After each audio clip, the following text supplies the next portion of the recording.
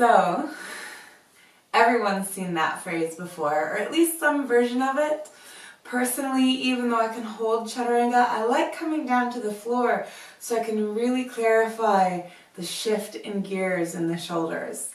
I just released a shoulder anatomy video last week where we talked a lot about elevation and depression, retraction, protraction, and the rotations available in the arms. And understanding those terms really translates to every pose because we're always using our upper body in some way in the shape. But that phrase that makes Vinyasa, what gives it that phrase, downward dog, rolling into plank, coming down to the floor, maybe strong, maybe gentle, pulling into upward dog, and rolling again back to downward dog. That sinuous dance through the spine. Every tradition has it. Hatha has it, Ashtanga has it, Vinyasa has it. Thinking about which gear your shoulders are in. So if you notice, when I came to the floor, it gave me a chance to switch gears so I could really pull into my upward dog. One thing, if we aren't consciously making that decision, I see this a lot.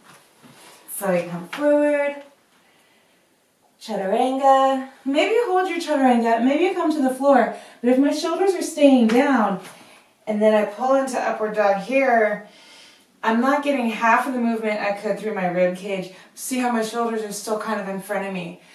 See upward dog as a shift in gears, revealing the chest, allowing you to get a little more extension through the ribs, through the neck.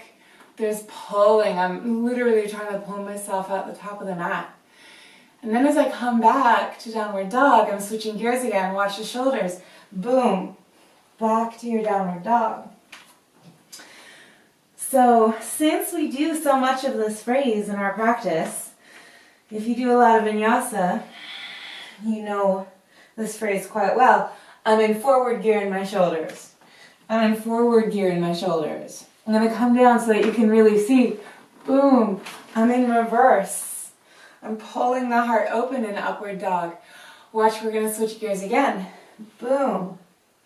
Closing again, allowing me to recruit. So as we come back to downward dog, if I'm just here, if I don't reactivate my shoulders, I'm going to be pretty weak in that transition. If I'm going to look for that tuck and that body roll and that strengthening back, which is not better, but it's just different. So assuming I'm coming up from, I'm here, I'm in my upward dog. If I'm looking to dive back through the core, I really need to use my chest, solar plexus, my belly to peel those knees up.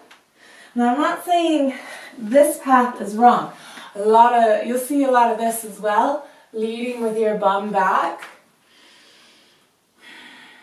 It's not that that's wrong, and it's not that I've never done it, but it doesn't take as much, you lose the opportunity to power up the core there. There's a really nice opportunity to articulate, get the pecs, the upper abs, the lower abs, sequencing through the spine. You teach your spine to roll through a little more, so that kind of slow liquid style of vinyasa really is improved by getting that conscious shift in the shoulders.